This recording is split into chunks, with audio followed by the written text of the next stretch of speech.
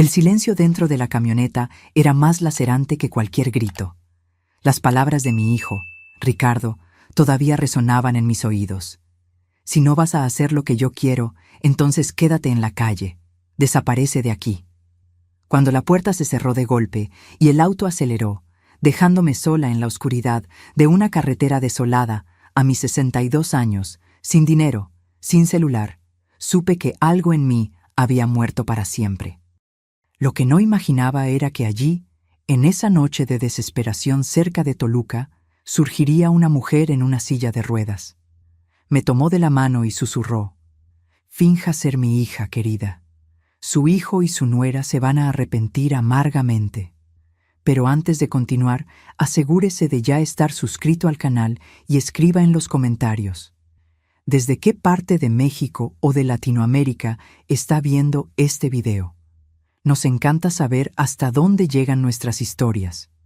Mi nombre es Isabel, y hasta esa noche yo me enorgullecía de haber criado un hijo brillante. Ricardo era un licenciado exitoso, casado con Cristina, una mujer hermosa y ambiciosa. Les había entregado todo lo que tenía, mi casa, mis ahorros, mi confianza, todo en nombre del amor. Cuando tuve el derrame cerebral leve hace 6 meses, me acogieron en su casa, pero cada día era una nueva humillación. Escuchaba a Cristina quejándose del trabajo extra, de los gastos de mis medicinas, del espacio que ocupaba en su lujoso departamento en Ciudad de México. Esa tarde habíamos salido para lo que Ricardo llamó un paseo especial. Condujimos durante horas. Yo estaba confundida, pero feliz de salir de la casa después de semanas de confinamiento. Cuando empezó a llover, entramos en una discusión sobre el testamento, que Ricardo insistía en que modificara, dejándole todo a él y nada a mi sobrina Jimena, que siempre cuidó de mí. «¿No entiende, madre? Soy yo quien la cuida ahora», me gritó. Cuando me negué, el auto se detuvo bruscamente a la orilla de una carretera secundaria, muy al estilo de las que rodean el Nevado de Toluca. «Bájese», ordenó Cristina desde el asiento del copiloto sin siquiera voltear a verme. «Pero... está lloviendo, hijo. ¿Dónde estamos? O firma los documentos o se baja aquí mismo. Estamos hartos de sus ingratitudes», respondió Ricardo con una frialdad que jamás le había visto en los ojos. Cuando intenté argumentar, él simplemente salió del auto, abrió la puerta trasera y me jaló del brazo. Caí en el lodo, mis piernas demasiado débiles para sostenerme. La lluvia se mezclaba con mis lágrimas mientras veía a mi propio hijo y a su esposa abandonarme, acelerando en la oscuridad sin mirar atrás. Me quedé allí, sentada en el fango, las gotas heladas escurriendo por mi rostro arrugado. El cielo oscuro parecía desplomarse sobre mí. No había casas cerca, solo una carretera mal iluminada y el ruido de la lluvia. La bolsa que estaba en el auto contenía mis documentos, medicinas y el poco dinero que aún tenía. Todo se había ido. Intenté levantarme, pero mi cuerpo temblaba de frío y miedo. Mis rodillas cedieron y volví al suelo. Fue entonces cuando oí el ruido de ruedas sobre el asfalto mojado. Pensé que era Ricardo volviendo arrepentido, pero cuando volteé vi una silueta diferente emergiendo de la niebla. Era una señora mayor en una silla de ruedas eléctrica, protegida por un impermeable transparente. Detrás de ella, un hombre alto sostenía un paraguas enorme. Se detuvo frente a mí, sus ojos penetrantes fijos en mi rostro desolado. «¿Fue su hijo, verdad?», preguntó con una voz firme que contrastaba con su cuerpo frágil. No pude responder. Solo asentí con la cabeza mientras las lágrimas seguían cayendo. «Venga conmigo», me dijo. «Finja que es mi hija. Su hijo y su nuera se van a arrepentir amargamente de lo que hicieron hoy». «¿Quién es usted? ¿Cómo sabe?», balbuceé confundida y asustada. Ella sonrió, una sonrisa que combinaba sabiduría y determinación. «Mi nombre es Beatriz Rulfo, y reconozco un abandono cuando lo veo. Venga, antes de que le dé una pulmonía». El hombre que la acompañaba se acercó, extendiendo su mano para ayudarme. Dudé por un momento, pero ¿qué tenía que perder? Estaba sola, sin dinero, sin documentos, sin medicinas, abandonada bajo la lluvia. Acepté la mano extendida y él me ayudó a levantarme. Este es Jorge, mi asistente, explicó Beatriz. Mi auto está justo ahí, va a estar bien ahora. Mientras Jorge me guiaba hacia un auto negro estacionado a pocos metros, miré a Beatriz y vi algo en sus ojos que me causó un escalofrío. No era solo bondad, era una determinación férrea, como si supiera exactamente lo que estaba haciendo y por qué. No tenía idea de que aquella noche marcaría el inicio de una transformación tan profunda en mi vida, ni que aquella mujer misteriosa en su silla de ruedas guardaba secretos que cambiarían para siempre mi comprensión sobre la familia, la venganza y, sobre todo, sobre mí misma. El interior del auto era lujoso y cálido, un contraste chocante con el lodo y la lluvia que me cubrían. Jorge me acomodó una manta sobre mis piernas temblorosas mientras Beatriz me observaba con una intensidad desconcertante. ¿A dónde vamos?, pregunté. Mi voz aún temblaba. A mi casa, respondió Beatriz. No se preocupe, estará a salvo allí. Miré por la ventana, viendo cómo la carretera desolada desaparecía mientras seguíamos por un camino que yo no conocía. Era extraño cómo, en cuestión de minutos, mi vida había dado un giro tan radical. De repente, me di cuenta de que estaba en un auto con extraños, sin que nadie en el mundo supiera dónde estaba. ¿Por qué me está ayudando?, pregunté. Porque sé lo que se siente, dijo ella simplemente. Sé lo que es ser desechada por quien debería protegerte. Jorge mantenía los ojos en la carretera, impasible, mientras el auto atravesaba la tormenta. Después de unos 30 minutos, giramos en un camino privado que subía por una colina. Cuando los faros iluminaron lo que había delante, mi respiración se detuvo. Era una imponente mansión estilo hacienda con grandes ventanales y una entrada majestuosa. El tipo de lugar que se ve en las películas ambientadas en Jalisco, no en la vida real. Jorge estacionó bajo una elegante marquesina y salió para abrir la puerta a Beatriz, activando el mecanismo que bajaba la plataforma para su silla de ruedas. «Vamos a entrar», me dijo. «Hay ropa seca esperándola y una habitación preparada». El interior de la mansión era aún más impresionante. Pisos de mármol, candelabros de cristal, muebles antiguos que parecían tener historias que contar. Una ama de llaves nos recibió en la puerta, sin mostrar sorpresa al verme empapada y confundida. «Carmen, esta es Isabel», anunció Beatriz. «Se quedará con nosotros un tiempo. Prepare un baño caliente y llévela al cuarto azul, por favor». Carmen asintió y me guió por una magnífica escalera. La seguí en silencio, todavía demasiado aturdida para hacer preguntas. La habitación era espaciosa y elegante, con una cama enorme y ventanas que daban a un jardín que apenas podía distinguir en la oscuridad. El baño caliente fue un bálsamo para mi cuerpo adolorido. Encontré un pijama de seda sobre la cama y batas suaves en el armario. Todo allí parecía haber sido preparado para recibirme, como si mi llegada fuera esperada. Esta sensación me causaba escalofríos. Cuando bajé de nuevo, encontré a Beatriz en la sala de estar, junto a la chimenea encendida. Su silla de ruedas estaba posicionada estratégicamente frente a las llamas, y ella observaba el fuego con una expresión pensativa. «Siéntese, Isabel», me dijo, indicando un sillón a su lado. «Carmen traerá té y algo de comer». Obedecí, sintiéndome todavía como en un sueño extraño. «¿Cómo sabe mi nombre?», pregunté, dándome cuenta de que nunca me había presentado. Beatriz sonrió.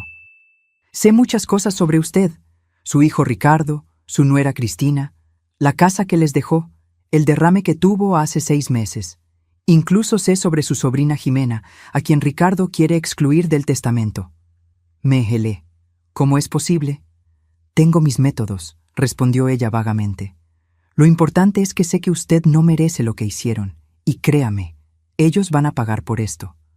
«No quiero venganza», murmuré, aunque una parte de mí no creía en mis propias palabras. «Solo quiero entender por qué mi propio hijo...» «El dinero y el poder cambian a la gente, Isabel», interrumpió Beatriz, «pero no siempre para bien. Ricardo y Cristina creen que pueden hacer lo que quieran sin consecuencias. Vamos a mostrarles que están equivocados». Carmen entró con una bandeja de té y galletas. Mientras servía, observé a Beatriz con más atención. A pesar de la silla de ruedas, había algo innegablemente poderoso en ella. Su cabello canoso estaba impecablemente arreglado, sus ropas eran elegantes, y sus manos, aunque arrugadas, ostentaban joyas discretas pero visiblemente caras. «¿Quién es usted realmente?», pregunté cuando Carmen salió. Beatriz tomó un sorbo de té antes de responder. «Soy alguien que aprendió que la justicia no siempre llega por los caminos convencionales, y mañana usted va a descubrir exactamente lo que eso significa». Aquella noche, acostada en la lujosa cama de esa misteriosa mansión, no pude dormir. La imagen de Ricardo abandonándome bajo la lluvia se mezclaba con el rostro enigmático de Beatriz y sus palabras inquietantes. Algo me decía que mi vida nunca más sería la misma. Y yo tenía razón. A la mañana siguiente me desperté desorientada. Por un momento pensé que estaba en casa, que toda la pesadilla de la noche anterior había sido solo un mal sueño. Pero la elegante y desconocida habitación a mi alrededor confirmaba la dura realidad. Mi hijo me había abandonado en una carretera desolada, y ahora estaba en la mansión de una extraña que parecía saber demasiado sobre mi vida. Encontré ropa nueva doblada sobre una silla, toda de mi talla, lo que solo aumentaba el misterio. Vestí un conjunto sencillo pero elegante y bajé las escaleras siguiendo el olor a café fresco. Beatriz estaba en el comedor, su silla de ruedas posicionada a la cabecera de una mesa larga y pulida. Jorge estaba de pie detrás de ella, como una sombra silenciosa y vigilante. Cuando me vio, sonrió. «Buen día, Isabel. Espero que haya dormido bien».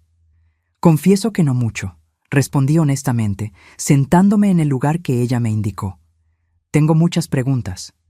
«Y tendrá respuestas», me garantizó, mientras Carmen servía café y un desayuno completo. «Pero primero, necesitamos resolver asuntos más urgentes. Sus documentos, por ejemplo. Estaban en mi bolsa, en el auto de Ricardo». «Ya he provisto segundas copias», declaró ella casualmente, como si estuviera hablando del clima. «¿Cómo? Eso es imposible en tan poco tiempo». Ella sonrió de nuevo, esa sonrisa misteriosa que comenzaba a inquietarme. «Tengo conexiones y dinero, dos cosas que facilitan mucho la vida, Isabel».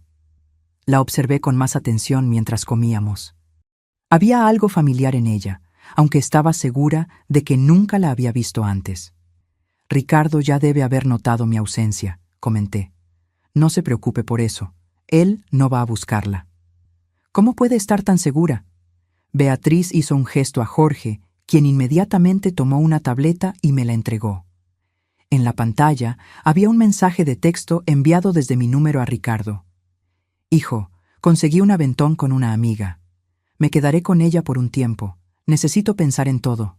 No me busques». «Pero yo no tengo celular. El mío estaba...». «En su bolsa, lo sé», completó Beatriz.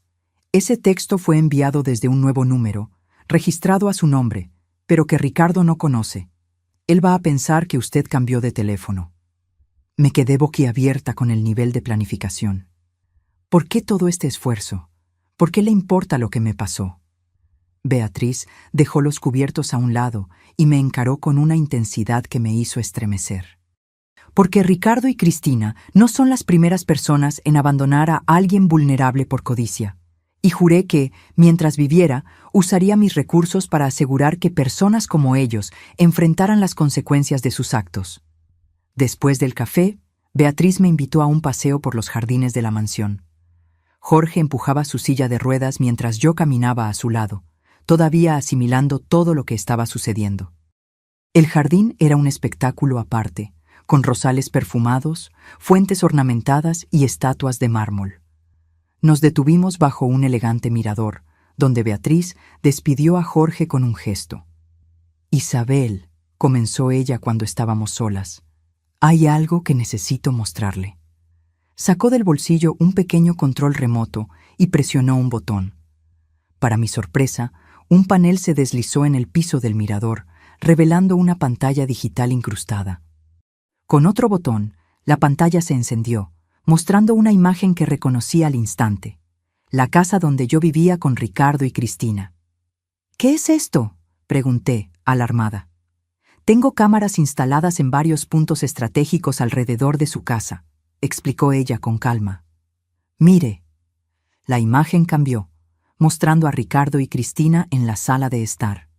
No había sonido, pero era claro que estaban discutiendo. Ricardo parecía nervioso, pasándose las manos por el cabello repetidamente, mientras Cristina gesticulaba con rabia. «Están discutiendo sobre usted», dijo Beatriz. «Cristina está preocupada de que usted pueda haber ido a la policía. Ricardo está asegurando que no lo haría, que usted siempre fue demasiado débil para confrontarlos». Sentí un dolor profundo al ver a mi hijo hablar de mí de esa forma, incluso sin escuchar sus palabras. ¿Cómo podía conocerme tan poco? «¿Por qué me muestra esto?», pregunté, sintiendo que se formaban lágrimas. «Para que usted entienda con quién está tratando. Ellos no están arrepentidos, Isabel. Solo están preocupados por las consecuencias para ellos mismos». La imagen cambió de nuevo, mostrando a Ricardo en el estudio, al teléfono. Parecía agitado. «Ahora está hablando con su abogado», explicó Beatriz. «Está preguntando qué sucede con su herencia si usted desaparece por tiempo suficiente para ser declarada muerta». Sentí que mi corazón se encogía. ¿Mi hijo está planeando mi muerte? No exactamente, pero está explorando opciones para beneficiarse de su ausencia. Cerré los ojos, incapaz de seguir viendo. ¿Por qué hace esto? ¿Por qué le importa tanto mi situación? Beatriz apagó la pantalla y el panel volvió a cerrarse en el piso del mirador. Por un largo momento, permaneció en silencio, mirando los jardines con una expresión distante. «Hace 20 años», comenzó ella finalmente, «yo era una mujer muy diferente, sana, activa, con una carrera prometedora como juez. Tenía un único hijo, Eduardo, y una nuera ambiciosa, Gabriela». Su voz tembló ligeramente, la primera demostración de vulnerabilidad que yo veía en ella. «Cuando sufrí un accidente que me dejó parapléjica, me acogieron en su casa. Al principio todo parecía bien. Pero poco a poco comenzaron los comentarios, las quejas, las humillaciones. Exactamente como le pasó a usted». Sentí un escalofrío al darme cuenta de las similitudes entre nuestras historias. Una noche, después de una discusión sobre dinero, me llevaron a un paseo. Eduardo detuvo el auto en un área aislada y me abandonó allí, en mi silla de ruedas, sin teléfono, sin dinero, sin nada. «Dios mío», murmuré horrorizada. Me quedé horas en ese lugar, hasta que una pareja me encontró y llamó a la policía. Cuando me rescataron, tomé una decisión. Nunca más sería una víctima, y usaría todo lo que tenía, mi conocimiento jurídico, mis conexiones, mi dinero, para vengarme y para ayudar a otras personas en la misma situación. «¿Y qué pasó con su hijo?», pregunté, temerosa de la respuesta. Una sonrisa sombría se formó en sus labios. «Eduardo y Gabriela lo perdieron todo, absolutamente todo. Tardé años, pero logré probar que habían desviado dinero de la empresa donde trabajaban. Él fue arrestado, ella lo abandonó. Cuando Eduardo salió de la cárcel, era un hombre destrozado, sin dinero, sin esposa, sin futuro. El modo en que hablaba, sin demostrar remordimiento alguno, me asustó. ¿Y no sintió pena? Era su hijo. Dejó de ser mi hijo en el momento en que me dejó para morir en esa carretera», respondió ella fríamente. «Desde entonces, he ayudado a otras mujeres como nosotras, Isabel. Mujeres traicionadas por aquellos que debían protegerlas». «¿Y qué planea hacer con Ricardo y Cristina?», pregunté, mi corazón disparado. «Lo mismo», respondió ella simplemente. «Voy a arruinarlos completamente, a menos que usted me pida que me detenga». La miré confundida. ¿Por qué me daría esa elección? Porque la venganza debe ser una elección consciente, Isabel. No quiero que me culpe más tarde, cuando se dé cuenta de la extensión de lo que voy a hacer. Usted necesita decidir. ¿Quiere que su hijo y su nuera paguen por lo que hicieron o prefiere simplemente seguir adelante? Miré los jardines inmaculados a nuestro alrededor, tratando de procesar todo lo que había descubierto. Una parte de mí quería gritar, «¡No, deténgase!», proteger a Ricardo a pesar de todo. Pero otra parte, una parte que apenas reconocía en mí misma, quería verlo enfrentar las consecuencias de sus acciones. «Necesito tiempo para pensar», respondí finalmente. «Tiempo es algo que nos sobra», dijo Beatriz, maniobrando su silla de ruedas para volver a la mansión. «Pero recuerde, mientras usted piensa, ellos están planeando cómo deshacerse de usted permanentemente».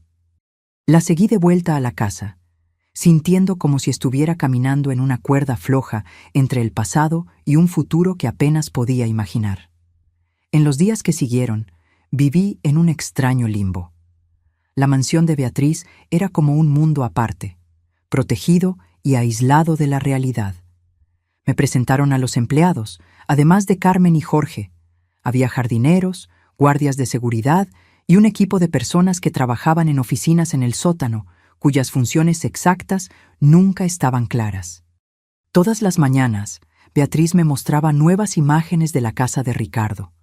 Vi a mi hijo y a Cristina seguir con sus vidas normalmente, sin mostrar remordimiento, discutiendo cómo dividirían mis bienes en caso de que yo nunca más apareciera. El dolor que sentía al ver aquellas escenas era indescriptible. Pero Beatriz insistía en que yo necesitaba ver. «La verdad duele, pero la ilusión mata», decía ella.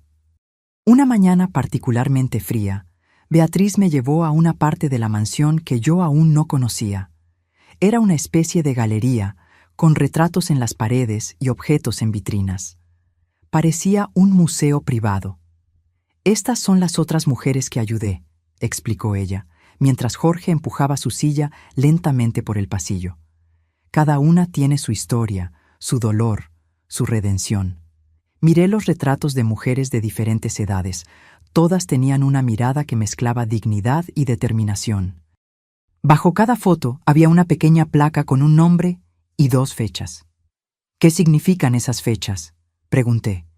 «La primera es cuando fueron abandonadas, la segunda es cuando obtuvieron justicia». Al final del pasillo había un espacio vacío en la pared.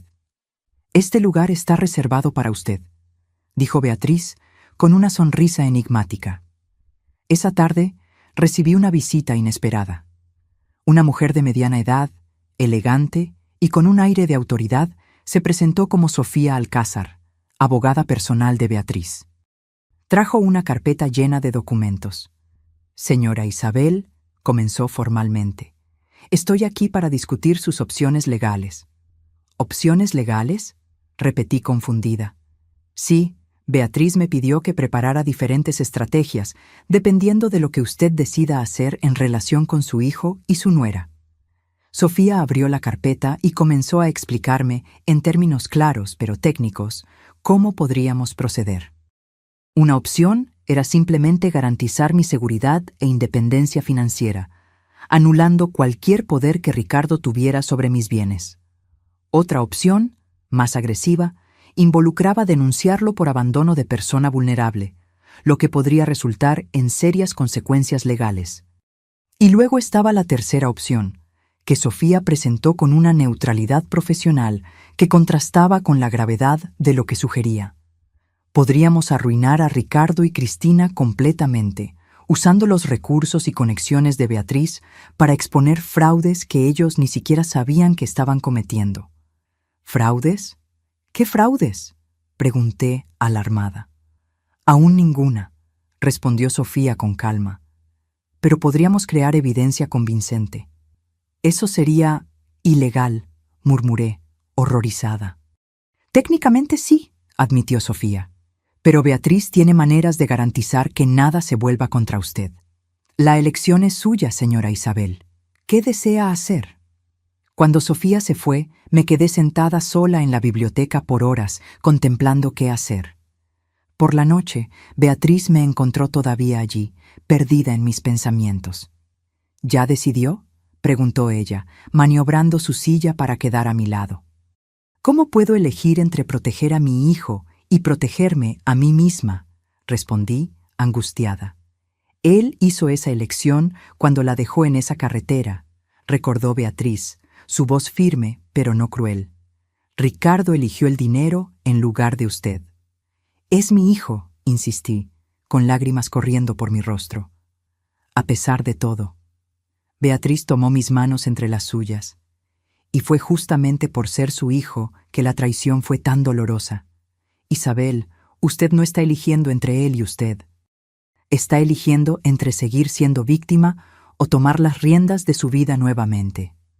¿Y si elijo no hacer nada? Si simplemente quiero irme, comenzar de nuevo en otro lugar. Entonces respetaré su decisión, dijo ella. Le proveeré un lugar para vivir, cómodo y seguro. Pero Ricardo y Cristina seguirán creyendo que pueden hacer lo que hicieron sin consecuencias, y harán lo mismo con otros.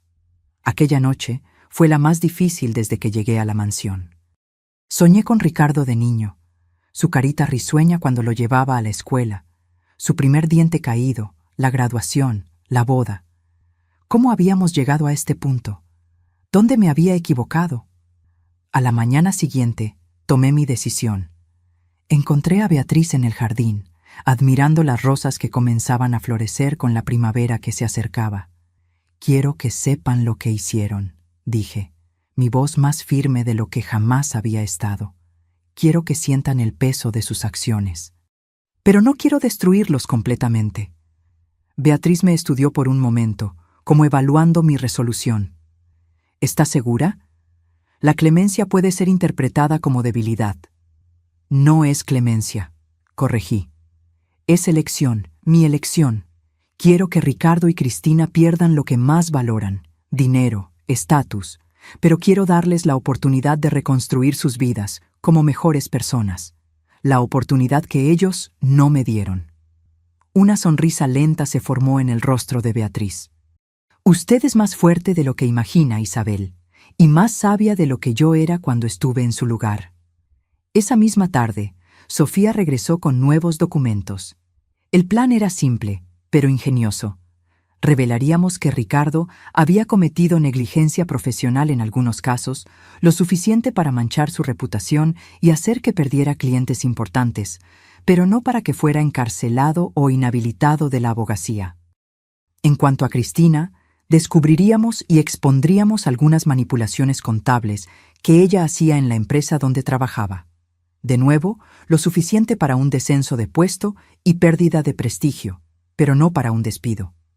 ¿Y la casa?, preguntó Sofía. Técnicamente, todavía es suya.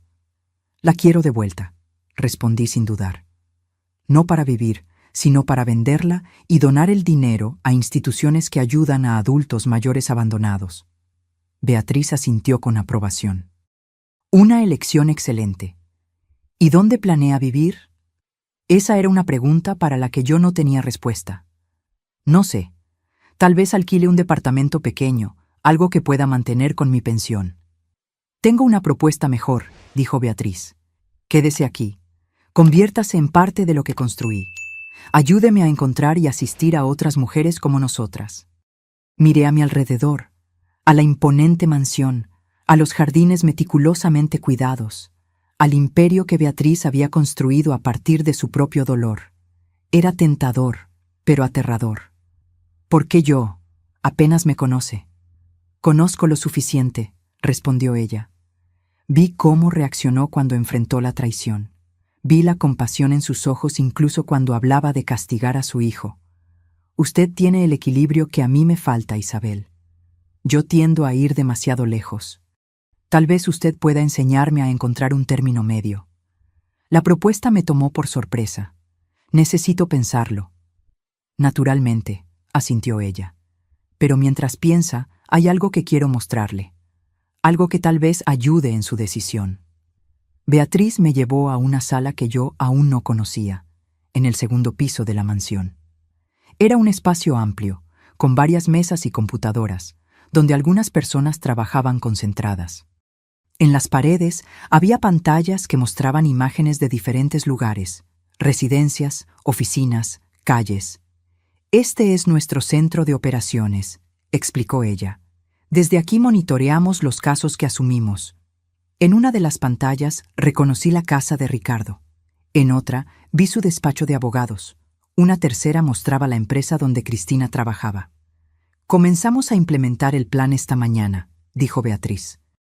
El primer paso fue enviar un correo electrónico anónimo al jefe de Cristina, sugiriendo que verifique ciertas discrepancias en las cuentas que ella gestiona.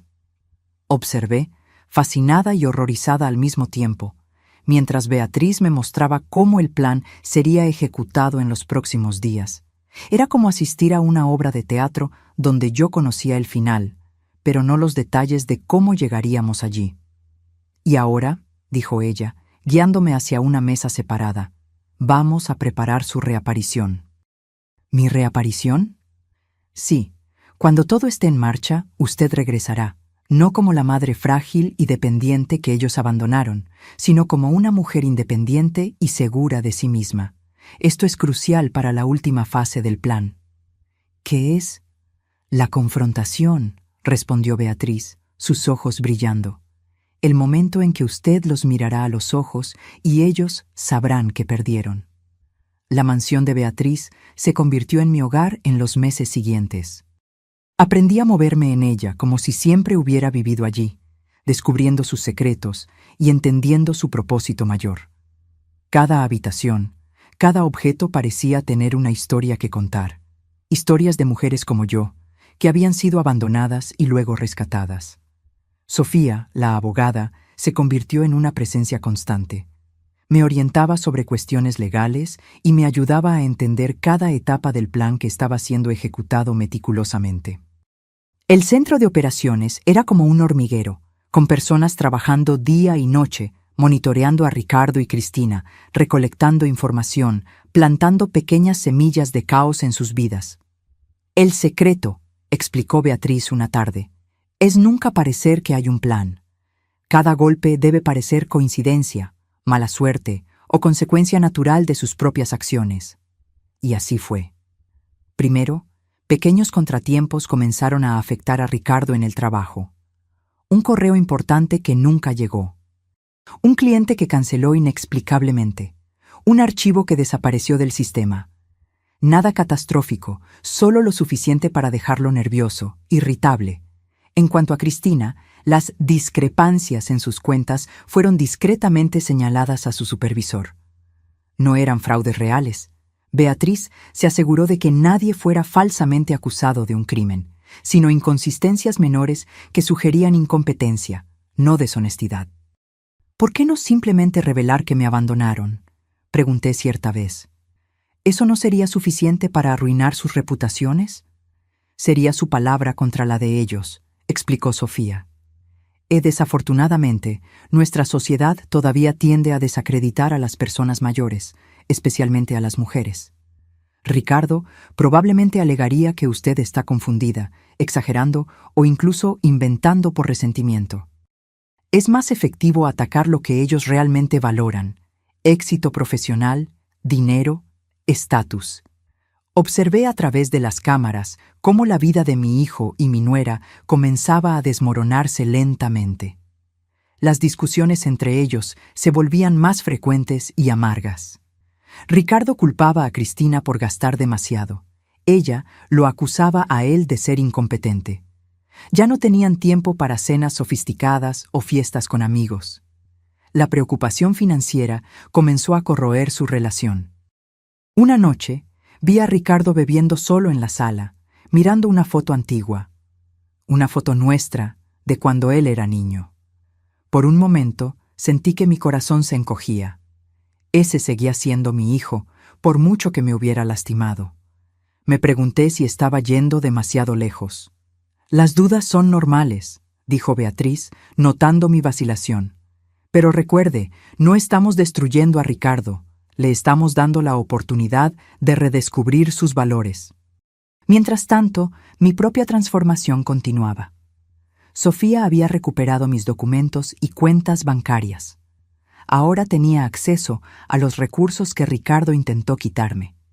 Además, Beatriz insistió en que consultara a médicos especialistas para tratar adecuadamente las secuelas de mi derrame cerebral. Ha sido descuidada por demasiado tiempo, dijo ella. Con el tratamiento adecuado, fisioterapia y medicación correcta, mi movilidad y energía mejoraron significativamente. También comencé a trabajar con una psicóloga, la doctora Camila, para procesar todo lo que había sucedido. El abandono, la rabia, la culpa que todavía sentía por estar castigando a mi hijo. La verdadera cura llega cuando usted entiende que no se está vengando, dijo la doctora Camila durante una de nuestras sesiones. Está restableciendo el equilibrio. 3 meses pasaron así, con Ricardo y Cristina enfrentando cada vez más dificultades profesionales y financieras, mientras yo me fortalecía física y emocionalmente. Entonces llegó el día que Beatriz había planeado desde el principio, el día de la confrontación. ¿Está lista?, preguntó ella cuando entré en el comedor esa mañana. Respiré hondo. Creo que sí. No es necesario estar segura, dijo ella gentilmente. El miedo es natural. Pero recuerde, usted ya no es la mujer que ellos abandonaron en esa carretera. El plan era simple.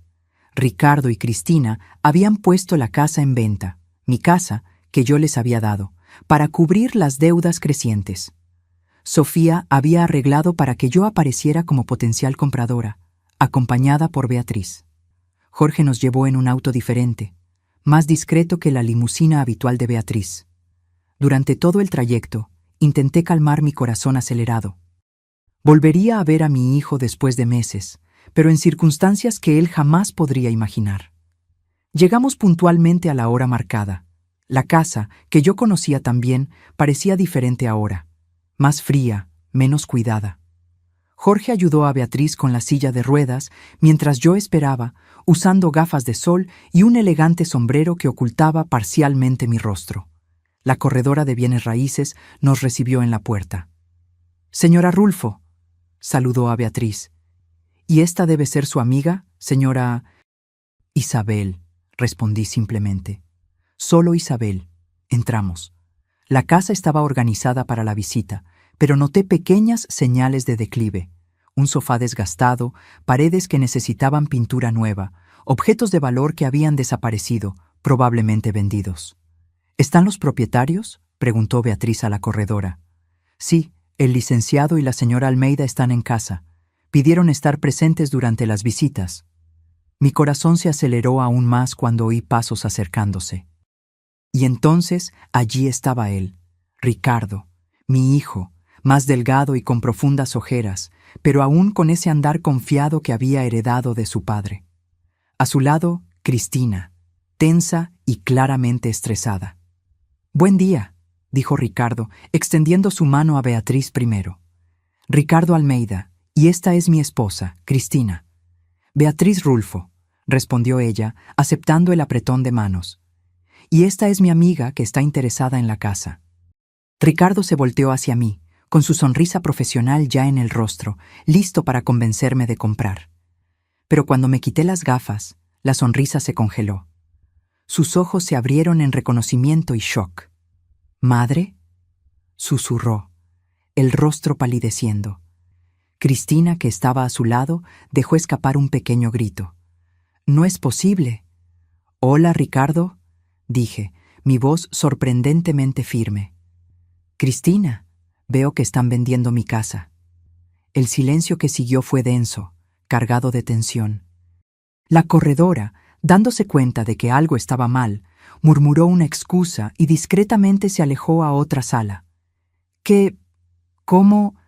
¿Dónde ha estado?», balbuceó Ricardo, todavía en shock. «¿Eso importa?», pregunté, manteniendo la calma. Después de que me abandonó en esa carretera, bajo la lluvia, pensé que había dejado bien claro que no le importaba mi paradero. No fue exactamente así.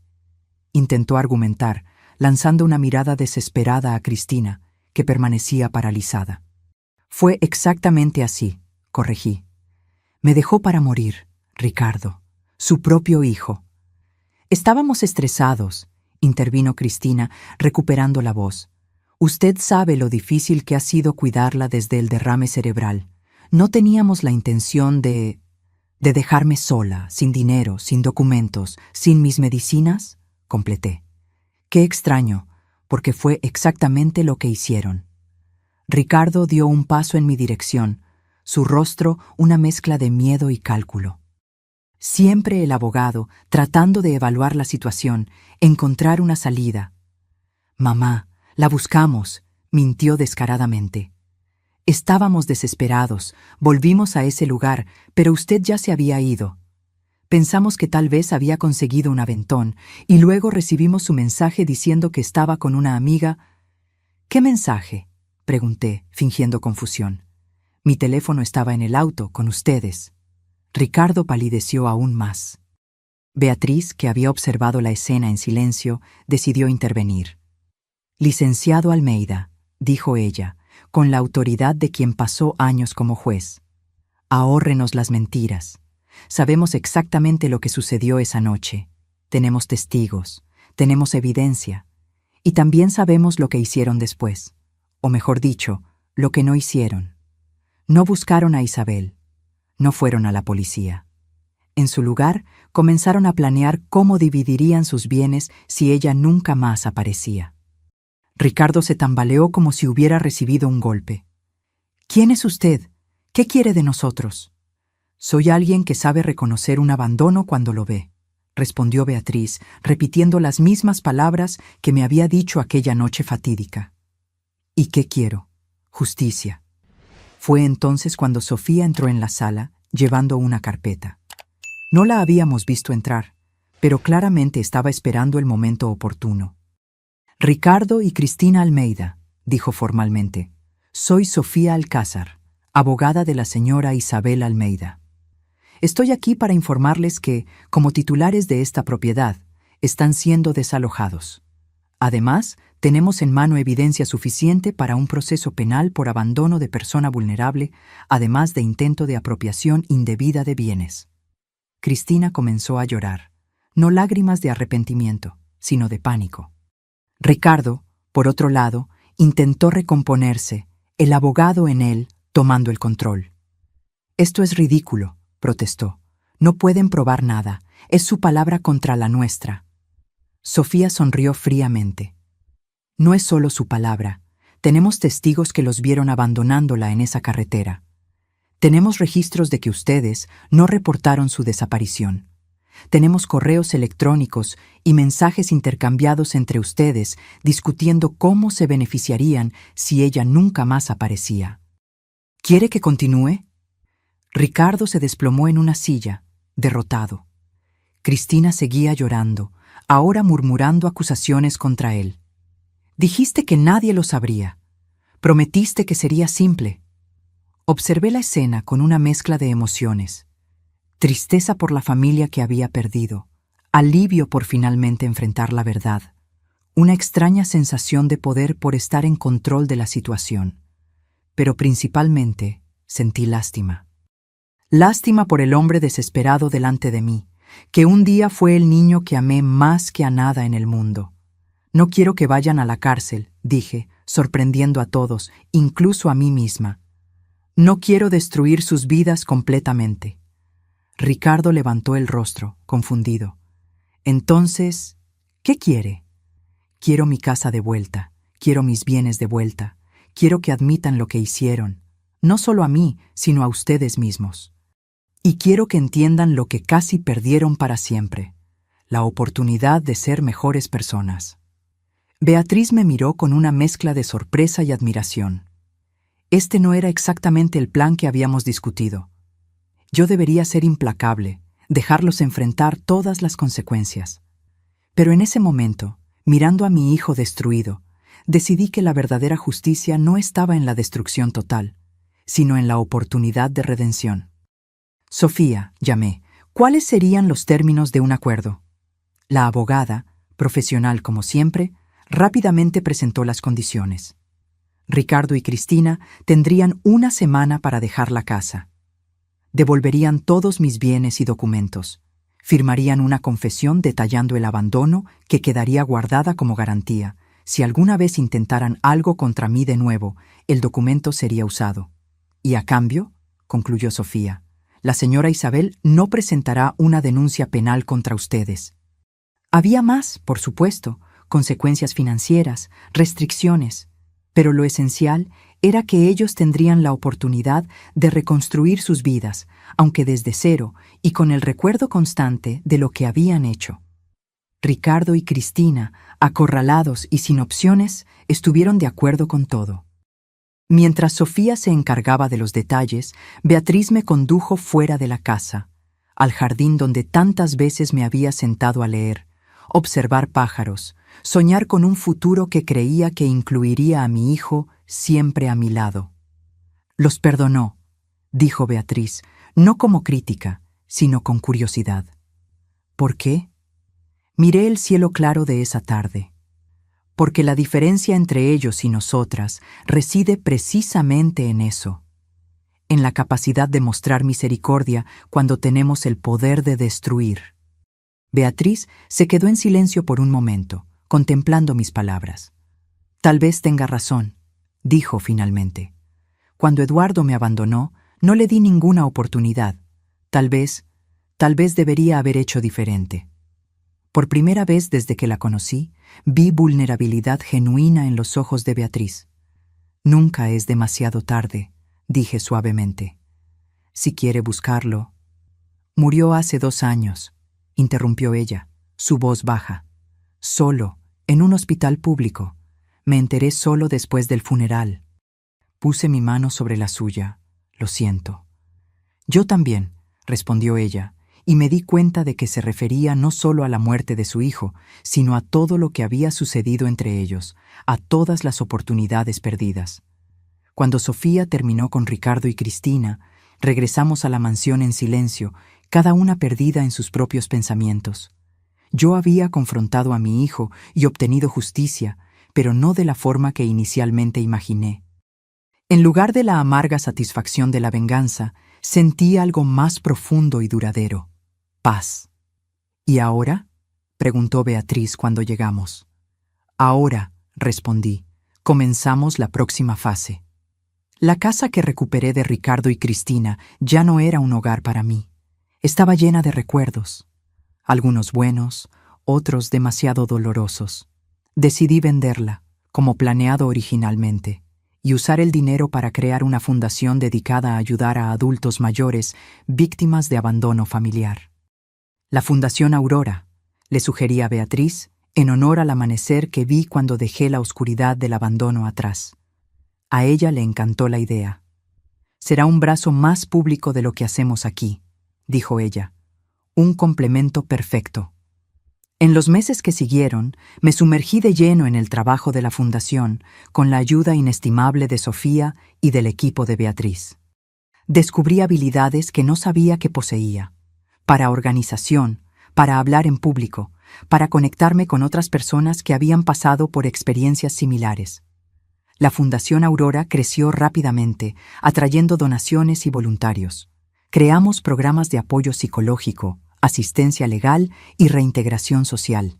Cada nuevo rostro que llegaba a nosotros me recordaba donde yo misma había estado solo 1 año antes, perdida, desesperada, sin creer que pudiera haber un nuevo comienzo. En cuanto a Ricardo y Cristina, mantuvimos la distancia, pero no los perdimos de vista. A través de las discretas redes de vigilancia de Beatriz, supe que se habían mudado a una ciudad más pequeña, donde Ricardo trabajaba en un modesto despacho de abogados y Cristina daba clases de contabilidad. Vivían de forma sencilla, luchando por reconstruir sus vidas. No sentía alegría por sus dificultades, solo la esperanza de que estuvieran aprendiendo algo valioso. Una tarde, aproximadamente 1 año después de la confrontación, recibí una carta.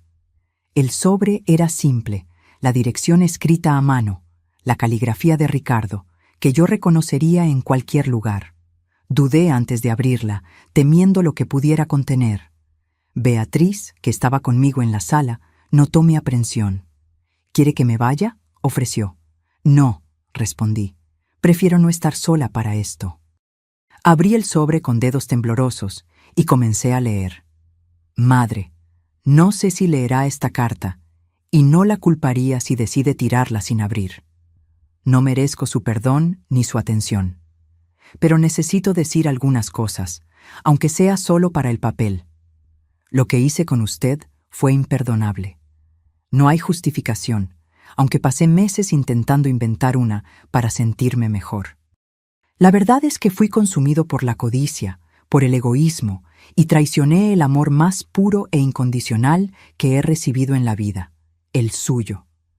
Desde aquel día en la casa, Cristina y yo hemos vivido con el peso de lo que hicimos. Nuestro matrimonio terminó hace 3 meses. No por el dinero o el estatus que perdimos, sino porque finalmente nos vimos el uno al otro por lo que realmente somos.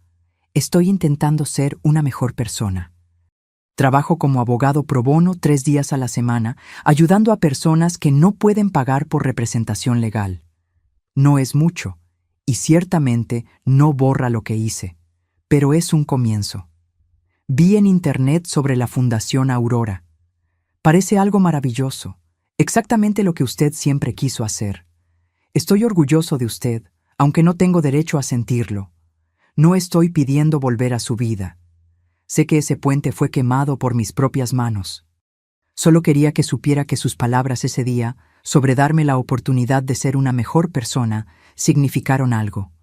Estoy intentando honrar esa oportunidad. Con amor, aunque no merezca usar esa palabra, Ricardo. Cuando terminé de leer, las lágrimas corrían libremente por mi rostro. Beatriz extendió la mano y tomó la mía, en un gesto silencioso de apoyo. ¿Va a responder?, preguntó ella finalmente. No sé, admití. Parte de mí quiere creer que realmente cambió. Otra parte teme que sea solo otra manipulación.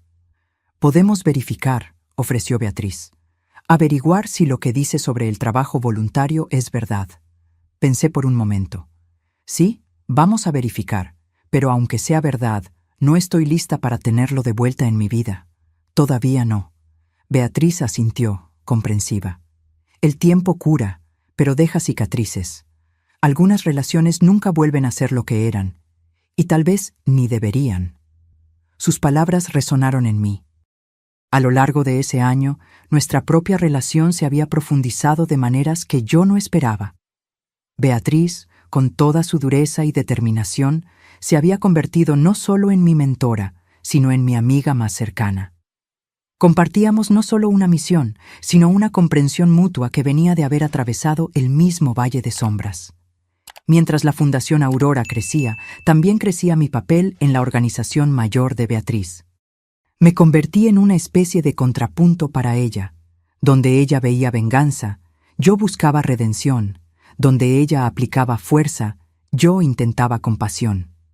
Juntas, formábamos un equilibrio que beneficiaba a todas las mujeres que ayudábamos. Y eran muchas. Cada mes, nuevas historias llegaban a nosotras, esposas abandonadas después de décadas de matrimonio, madres mayores dejadas en hospitales, abuelas desalojadas de sus propias casas por nietos codiciosos. Cada historia era única, cada mujer tenía su propio dolor, pero el patrón era dolorosamente familiar. ¿Cómo puede haber tanta crueldad en el mundo?, le pregunté cierta noche a Beatriz, después de escuchar un caso particularmente chocante. No es crueldad, necesariamente, respondió ella, pensativa. Es indiferencia. Las personas se obsesionan tanto con sus propios deseos y necesidades que simplemente dejan de ver a los demás como seres humanos completos. Especialmente a los adultos mayores. Es como si nos volviéramos invisibles después de cierta edad. Pero estamos cambiando eso, afirmé, con una convicción que crecía cada día. Una mujer a la vez. Una tarde de otoño, 2 años después de mi rescate, Beatriz me llamó a su oficina privada, un lugar donde rara vez recibía a alguien.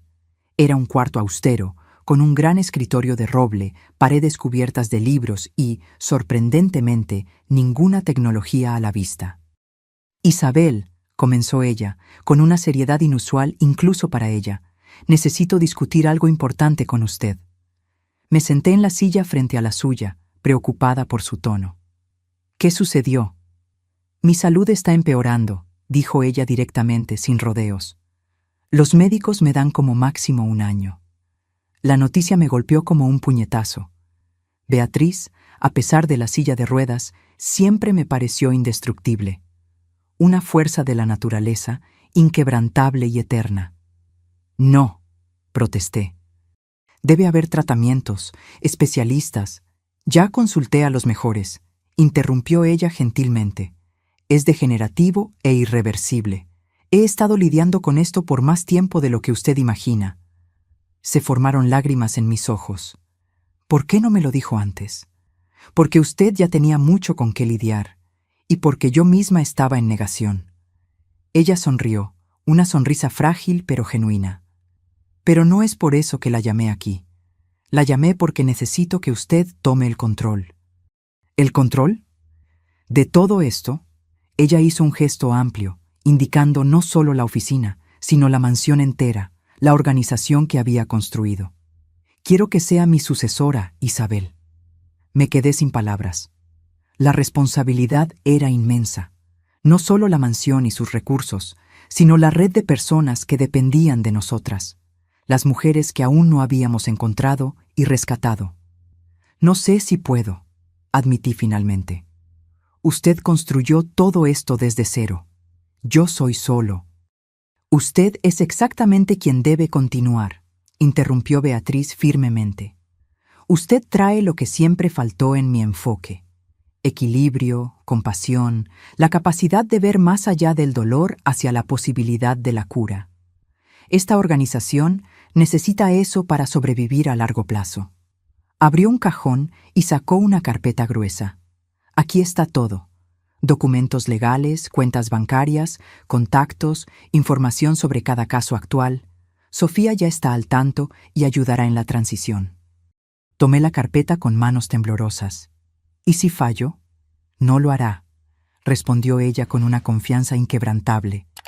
¿Recuerda aquella noche, bajo la lluvia, cuando la encontré? Le dije que su hijo y su nuera se arrepentirían amargamente. Y se arrepintieron, ¿no es así? Pero no de la manera que yo planeaba originalmente. Fue su influencia la que trajo la posibilidad de redención a la ecuación. Se acercó y tomó mis manos entre las suyas. Aquella noche cambió 2 vidas, Isabel.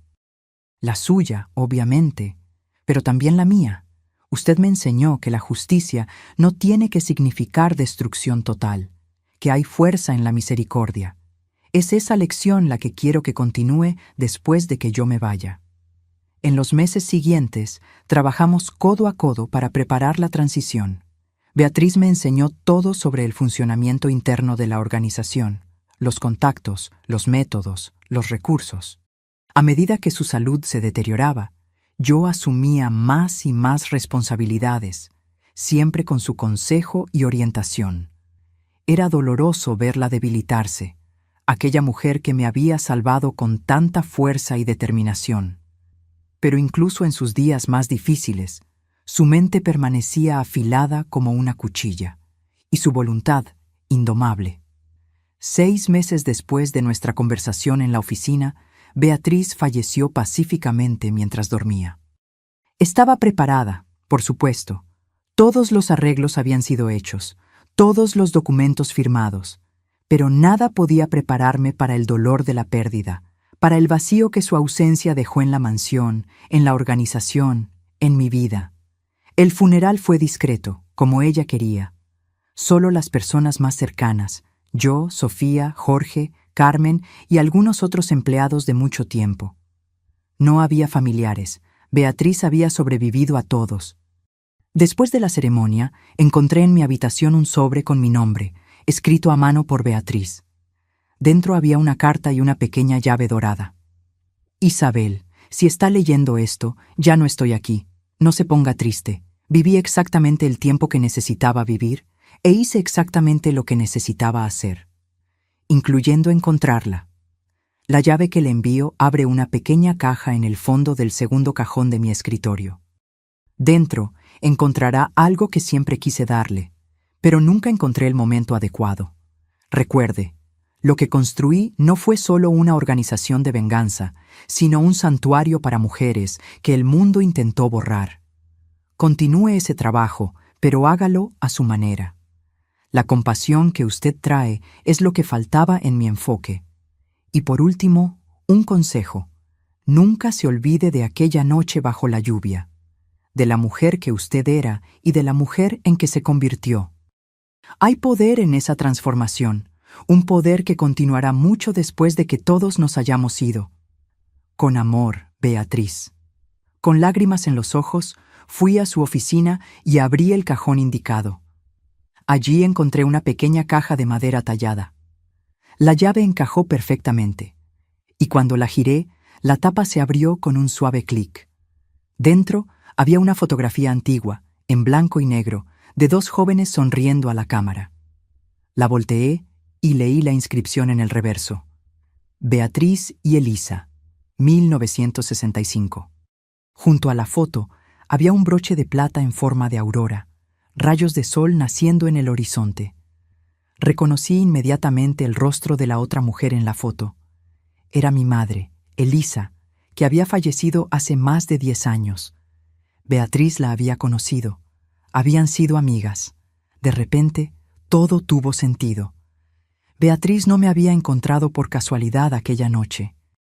Me había buscado, tal vez observado por algún tiempo, esperando el momento oportuno, o el momento más desesperado, para intervenir.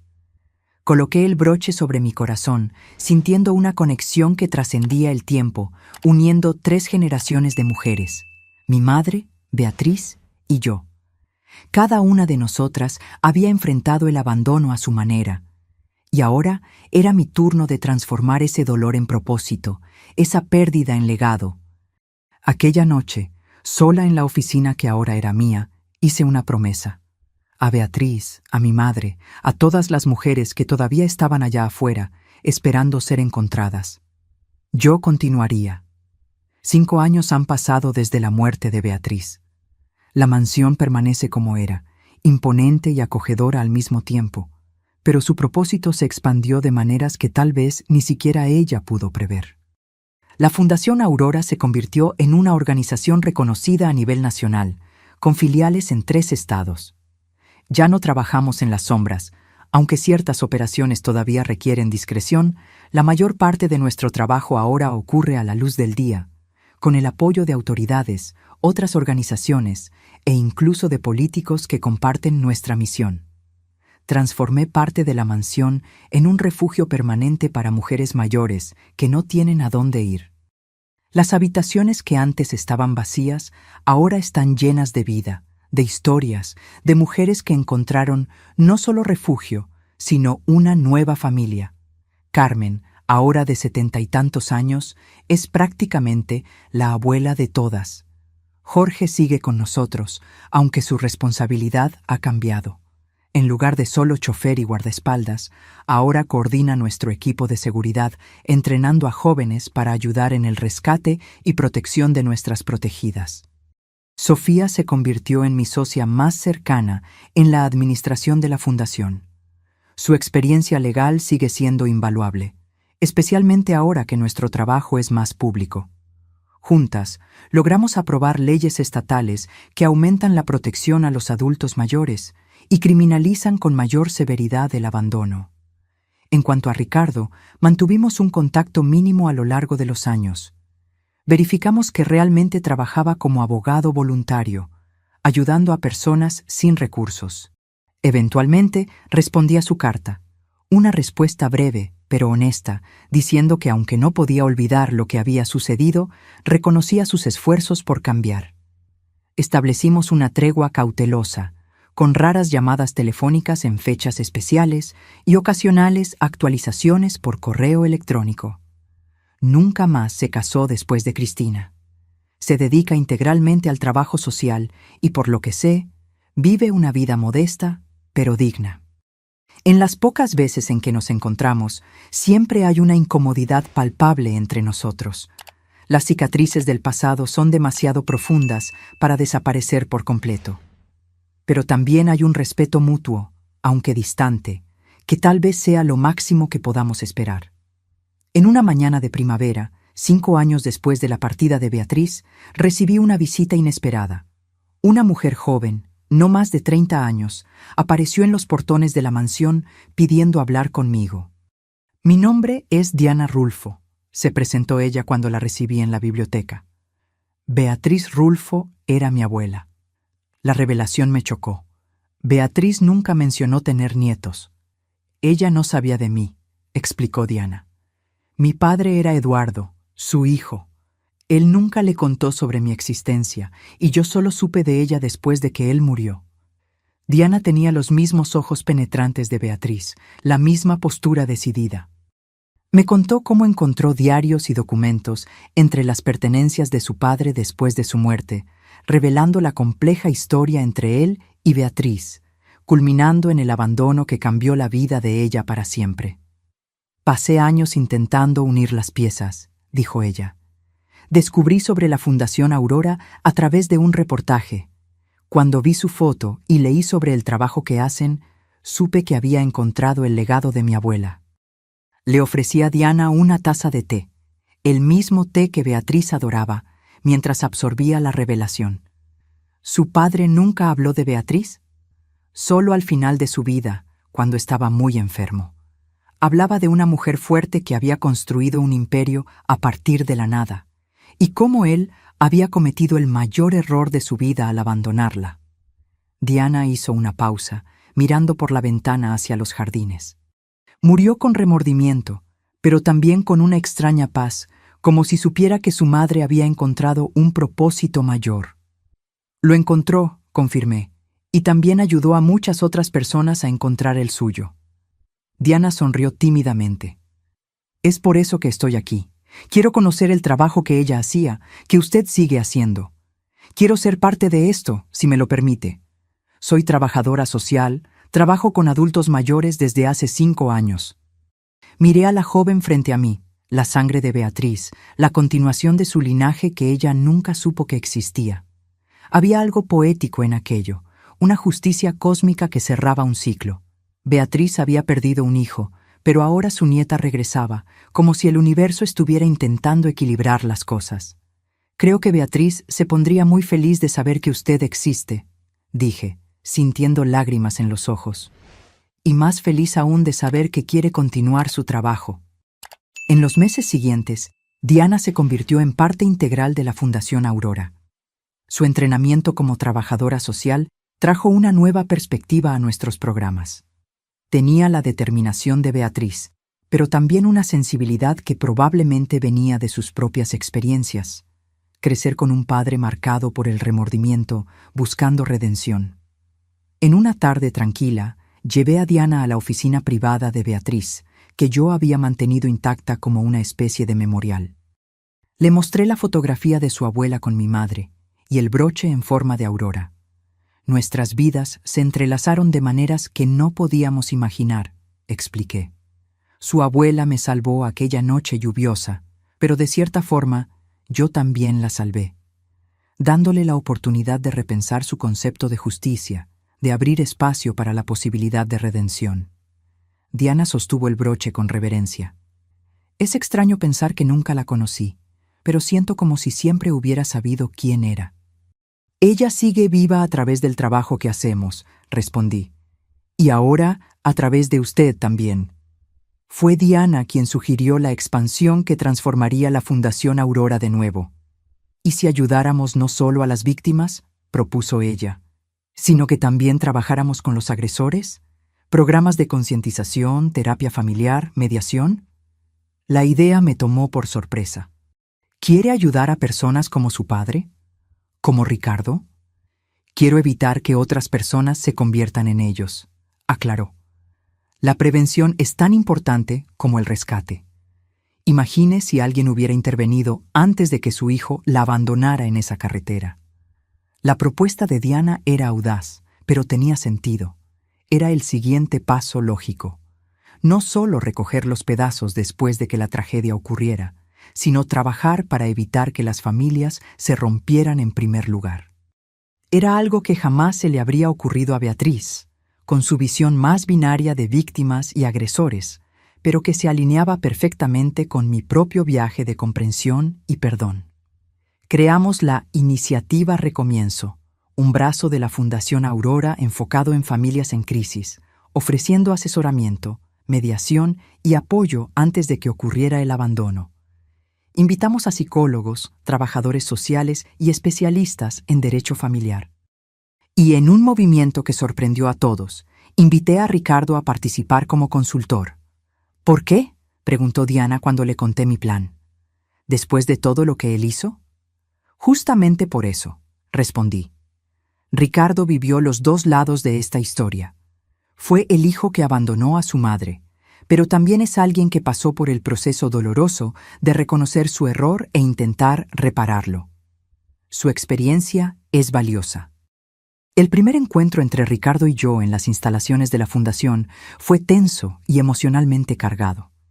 Parecía mayor de sus 50 años, con el cabello completamente canoso y líneas profundas de preocupación en el rostro. Cuando lo presenté a Diana y le expliqué quién era ella, vi algo en sus ojos. Una mezcla de reconocimiento y tal vez envidia, por ella haber tenido el coraje de buscar una conexión que él había destruido. ¿Por qué está haciendo esto?, me preguntó Ricardo cuando nos quedamos a solas. ¿Por qué darme esta oportunidad? Porque creo que las personas pueden cambiar, respondí honestamente.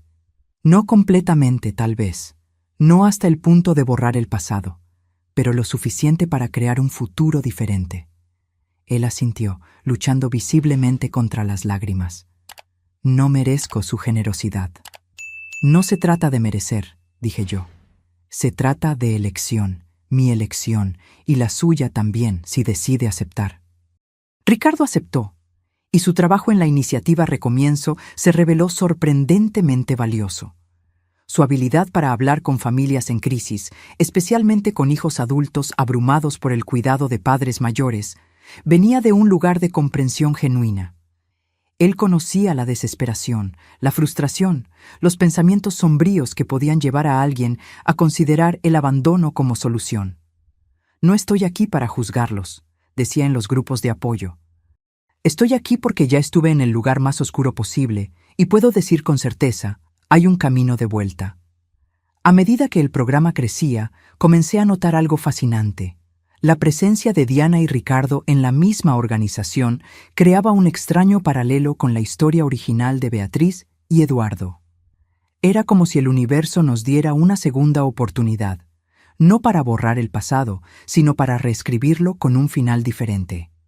Cierta noche, después de un día particularmente intenso en la fundación, me encontré sola en el jardín, sentada en el mismo mirador donde Beatriz me había mostrado las imágenes de Ricardo y Cristina tantos años atrás.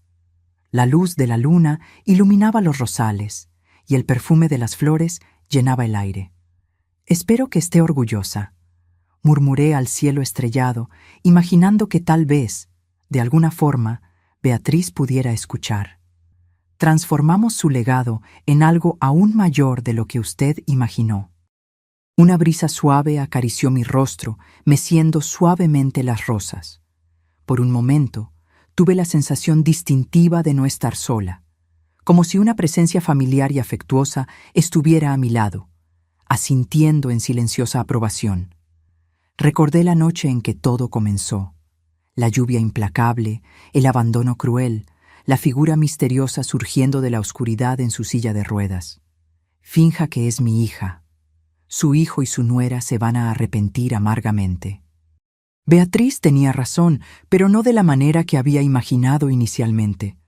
El arrepentimiento vino, pero también la posibilidad de redención, para Ricardo, para Diana, para mí misma.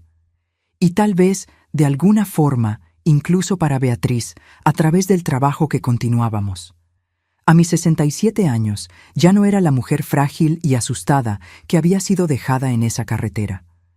Encontré una fuerza interior que ni sabía que poseía, una capacidad de transformar el dolor en propósito, el abandono en conexión. Y lo más importante, descubrí que nunca es demasiado tarde para empezar de nuevo. Incluso después de la peor de las traiciones, incluso en las noches más oscuras. Cuando volví dentro de la mansión, las luces del vestíbulo principal iluminaban los retratos en la pared. Ya no solo las mujeres que Beatriz había ayudado, sino también aquellas que acogimos desde entonces. Decenas de rostros, decenas de historias, decenas de renacimientos. Entre ellos había un retrato especial. Beatriz en su silla de ruedas, con su mirada determinada y ligeramente austera. Debajo de él había un nuevo retrato, recientemente añadido. Yo misma, sentada en una silla similar a la suya, pero con una sonrisa más suave. Diana había insistido en añadir mi foto a la galería. «Usted también es parte de esta historia», argumentó ella. «Tal vez la parte más importante». Toqué el broche en forma de aurora que siempre usaba, el mismo que encontré en la caja de Beatriz. Simbolizaba todo lo que habíamos construido juntas, la promesa de un nuevo amanecer después de la más oscura de las noches. El timbre de la puerta principal sonó, sacándome de mis pensamientos. Era tarde para visitas, pero en la Fundación Aurora las emergencias no tenían horario. Carmen vino a encontrarme en el vestíbulo, luciendo ligeramente perturbada. «Señora Isabel, disculpe molestarla a esta hora, pero hay alguien...» Antes de que pudiera terminar, una joven entró, sosteniendo a una señora mayor que apenas podía mantenerse en pie. La joven tenía el rostro marcado por lágrimas y agotamiento. La adulta mayor parecía desorientada y asustada. «Por favor», dijo la joven, su voz temblaba. «Los encontramos a través del sitio web de la fundación. Mi abuela... Mis padres la dejaron en una gasolinera. Dijeron que iban al baño y nunca volvieron. Esto fue hace 3 días». Me acerqué a la señora mayor, tomando sus manos temblorosas entre las mías. Sus ojos, nublados por la catarata y la confusión, se encontraron con los míos. «Está todo bien ahora», dije suavemente, sintiendo el eco de las palabras de Beatriz aquella noche lluviosa. «Usted está a salvo aquí». La señora apretó mis manos con una fuerza sorprendente, como si yo fuera su última esperanza en el mundo. Y en ese momento, entendí con claridad cristalina el verdadero propósito de todo lo que habíamos construido. No era solo sobre justicia o venganza o incluso redención. Era sobre crear un lugar donde el ciclo de abandono pudiera finalmente ser roto. «Carmen, prepare el cuarto azul», instruí, todavía sosteniendo las manos de la señora. «Jorge, llame a la doctora Jimena para un examen completo. Diana debe ser notificada por la mañana». Mientras el equipo se movilizaba con la eficiencia que se había convertido en nuestra marca, guié a la señora mayor a la sala de estar, donde la chimenea siempre permanecía encendida en las noches frías. «¿Cómo se llama?», pregunté gentilmente. «Luisa», respondió ella, su voz casi un susurro. «Luisa Valdés». «Bienvenida a la Casa Aurora, señora Luisa», dije, ayudándola a acomodarse en un sillón confortable cerca del fuego. «Su historia termina aquí, y una nueva comienza». Mientras la observaba aceptando una taza de té caliente de las manos de Carmen, pensé en cómo la vida se mueve en círculos. Beatriz me había encontrado cuando yo estaba en mi momento más vulnerable, al igual que yo ahora encontraba a Luisa. Ricardo me había abandonado, al igual que los hijos de Luisa la abandonaron. Pero la diferencia crucial era que ahora existía un lugar para interrumpir ese ciclo, para transformar el abandono en un nuevo comienzo. La Casa Aurora continuaría mucho después de que yo me fuera, al igual que había continuado después de Beatriz. Diana asumiría mi lugar algún día, tal vez con la ayuda de Ricardo, uniendo finalmente los cabos sueltos de una historia que comenzó con dolor, pero que no necesitaba terminar así. Miré por la ventana hacia la noche estrellada y silenciosamente agradecía a aquella mujer misteriosa en su silla de ruedas que había aparecido de la nada en una carretera desolada y cambiado el curso de tantas vidas, comenzando por la mía. «Tenía razón, Beatriz», murmuré. «Ellos se arrepintieron amargamente, pero lo que no previó es que el arrepentimiento puede ser el comienzo de la cura. El tiempo, como aprendí, es un maestro paciente». 10 años han pasado desde que Beatriz me encontró en esa carretera oscura y 8 desde que ella partió. A mis 72 años, veo el mundo con una claridad que solo la edad y la experiencia pueden traer. Mi cuerpo puede estar más frágil, pero mi mente y mi espíritu están más fuertes que nunca. La Fundación Aurora floreció más allá de las expectativas más optimistas. Ahora tenemos 12 casas refugio en todo el país, cada una siguiendo el modelo que comenzó en esa mansión.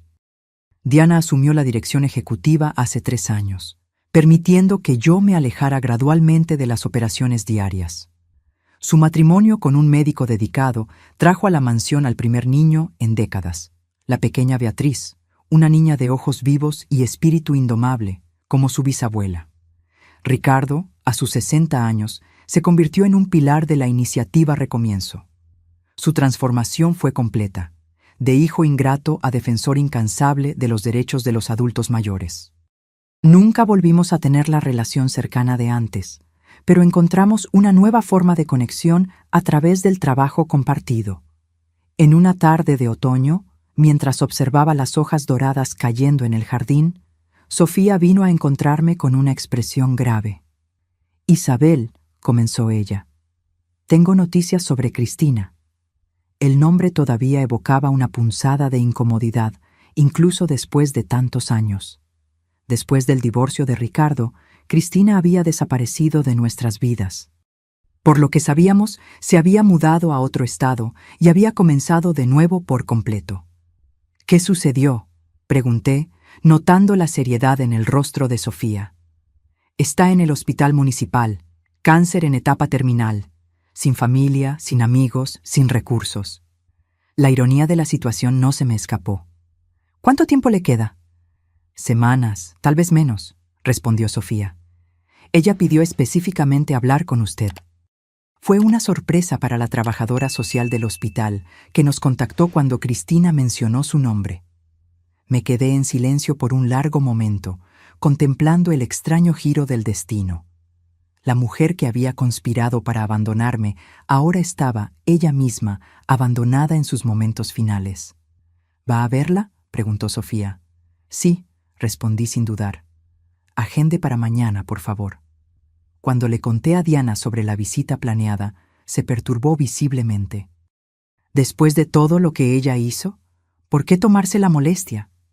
Porque algunas lecciones solo pueden aprenderse cuando miramos a los ojos de nuestro pasado, respondí. Y porque nadie merece morir solo, ni siquiera Cristina. Al día siguiente, Jorge me llevó al hospital. La habitación de Cristina era pequeña e impersonal, con solo el equipo médico básico y una ventana que daba a un muro de ladrillos. Cuando entré, apenas la reconocí. La mujer hermosa y arrogante que conocí había sido reducida a una figura frágil y amarillenta en la cama. Sus ojos, sin embargo, todavía tenían un brillo de reconocimiento cuando me vio. Intentó sentarse, pero la debilidad se lo impidió. «Isabel», susurró, su voz ronca, «usted vino». «Vine», respondí, sentándome en la única silla al lado de la cama. «Sofía me dijo que usted quería hablar conmigo». Cristina asintió, cerrando los ojos brevemente como si reuniera fuerzas. «Necesito decirle algo antes de irme». Esperé mientras ella tosía, su cuerpo flaco temblando con el esfuerzo. Finalmente continuó. «Fue idea mía», confesó, mirándome directamente por primera vez. «Abandonarla en esa carretera». Ricardo dudó, pero yo insistí. Dije que era la única manera de asegurar que tendríamos todo. La confesión no me sorprendió, pero aún así sentí una punzada de dolor al escuchar la confirmación. «¿Por qué?», pregunté, no con rabia, sino con genuina curiosidad. «Codicia», respondió simplemente, «y miedo. Miedo de terminar como mi propia madre, que murió en la pobreza, dependiendo de extraños. Pensé que si teníamos su casa, su dinero, estaríamos seguros». Soltó una risa amarga que se transformó en otra crisis de tos. Qué ironía, ¿verdad? Terminé exactamente como temía, sola, sin nada, dependiendo de la caridad ajena. Miré alrededor de la habitación estéril y sentí una mezcla de emociones. Lástima, pero también una extraña sensación de cierre. «No vine aquí para juzgarla, Cristina», dije finalmente. «Vine porque usted lo pidió». Ella extendió una mano temblorosa en mi dirección. Dudé por un momento antes de tomarla entre las mías. Su piel estaba fría y seca como papel. «Quería pedir perdón», dijo, lágrimas corriendo por sus mejillas hundidas. «No porque lo merezca, sino porque necesito decirlo antes de irme. Lo que hicimos, lo que yo hice, fue imperdonable». El silencio llenó la habitación mientras yo consideraba sus palabras. Años atrás, habría sido imposible para mí ofrecer perdón a esta mujer. Pero el tiempo y la experiencia me habían enseñado lecciones que la joven Isabel jamás podría comprender.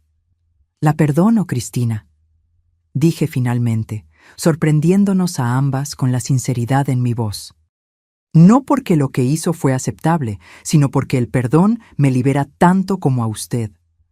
Lágrimas de alivio escurrieron por su rostro. «Gracias», susurró. «Hay una cosa más que necesito pedir». «¿Qué?» «No quiero morir aquí», dijo mirando las paredes impersonales.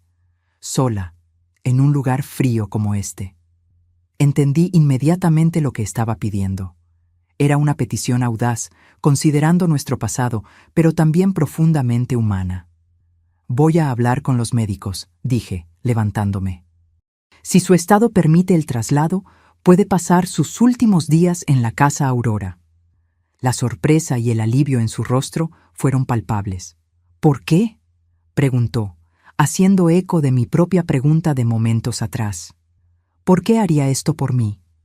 «Porque la Casa Aurora existe precisamente para personas que han sido abandonadas», respondí. «Y porque, independientemente de lo que hizo en el pasado, creo que todos merecen dignidad al final». 3 días después, Cristina fue trasladada a la Casa Aurora. Diana protestó inicialmente, pero terminó aceptando mi decisión. Ricardo, sorprendentemente, me apoyó desde el principio. «Se está muriendo, madre», dijo él simplemente. «La venganza ya no tiene sentido en este punto». Instalamos a Cristina en una habitación ventilada con vista al jardín. En los días que siguieron, vi la sorpresa en sus ojos cada vez que recibía un cuidado gentil, una palabra amable. Era como si estuviera experimentando por primera vez la generosidad sin condiciones, precisamente de las personas que tenían más razones para odiarla.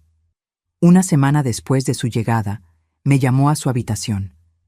Estaba visiblemente más débil, la respiración laboriosa, los ojos hundidos en órbitas oscuras. «Necesito preguntar», dijo con dificultad. «Aquella mujer en una silla de ruedas, la que la encontró esa noche, ¿quién era?». La pregunta me tomó por sorpresa. «¿Por qué quieres saber?». «Porque en los últimos días he soñado con ella», respondió Cristina. «En mis sueños me observa no con rabia, sino con comprensión, como si supiera algo que yo todavía no entiendo». Me senté al lado de su cama, ajustando la almohada para que respirara mejor. Su nombre era Beatriz Rulfo. Era una ex juez que dedicó su vida a ayudar a mujeres que habían sido abandonadas, como yo, como ella misma lo fue una vez. Los ojos de Cristina se abrieron ligeramente. «Ella también fue...». «Sí», confirmé. «Por su propio hijo, en circunstancias parecidas a las mías». «¿Y qué pasó con su hijo?». Dudé, considerando si debía contar toda la historia. Él sufrió las consecuencias de sus acciones, lo perdió todo y, eventualmente, murió solo, sin haberse reconciliado jamás con su madre. Cristina cerró los ojos, absorbiendo la información. «Pero conmigo y Ricardo fue diferente», murmuró. «Ustedes nos dieron una oportunidad de redención». «Sí», estuve de acuerdo. «Esa fue mi elección, y la de Ricardo». Una leve sonrisa tocó sus labios pálidos. «Gracias por esa última lección, Isabel, por mostrarme que hay otro camino además de la retribución». 2 días después, Cristina falleció pacíficamente mientras dormía.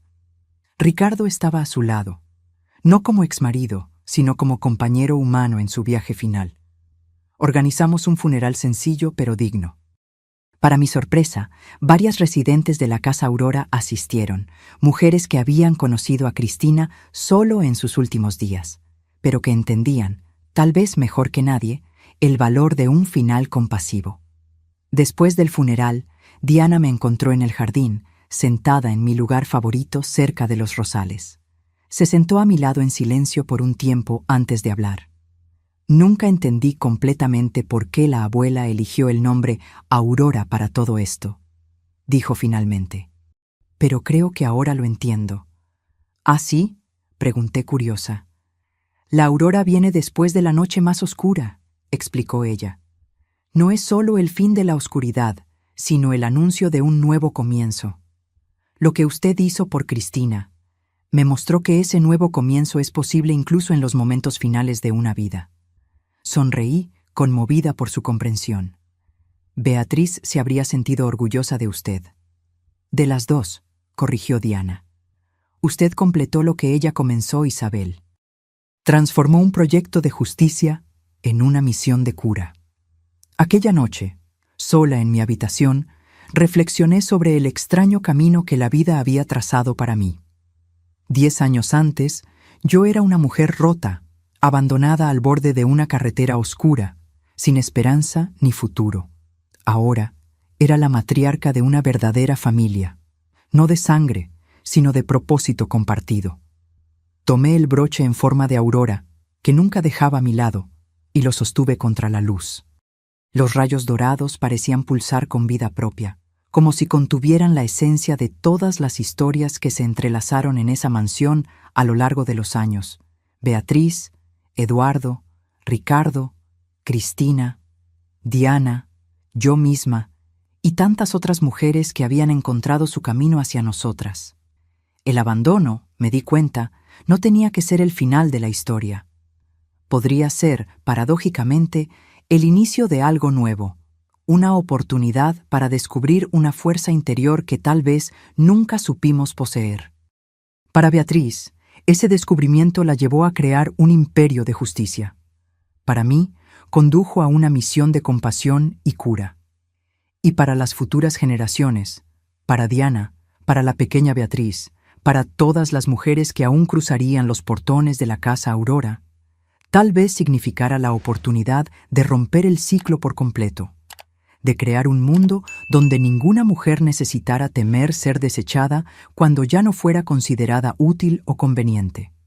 Mientras el sueño me envolvía, tuve una visión clara de Beatriz, no en su silla de ruedas, sino de pie, fuerte y altiva como debió haber sido antes del accidente. A su lado estaba mi madre, Elisa, ambas sonriendo con aprobación, y entre ellas una figura que reconocí como Eduardo, el hijo perdido de Beatriz, finalmente reconciliado con su madre en la paz que trasciende esta vida. Hiciste bien, parecían decir. Completaste el círculo. Me desperté con el primer rayo de sol entrando por la ventana. Un nuevo día, un nuevo comienzo. La aurora había llegado de nuevo, como siempre llegaba, disipando las sombras de la noche. Y yo estaba lista para recibirla, agradecida por la carretera sinuosa que me trajo hasta aquí, incluso con todos sus dolores y desafíos. Porque al final entendí la lección más profunda que Beatriz me había enseñado aquella noche lluviosa. A veces es precisamente en el momento en que somos abandonados que descubrimos quiénes somos realmente y de qué somos capaces. Y ese descubrimiento puede cambiar no solo nuestra propia vida, sino la vida de generaciones enteras. Ahora, si le gustó esta historia, haga clic en suscribirse y dígame en los comentarios qué parte la dejó con la boca abierta. Y no olvide hacerse miembro para tener acceso a videos exclusivos que no publico aquí. La espero allí.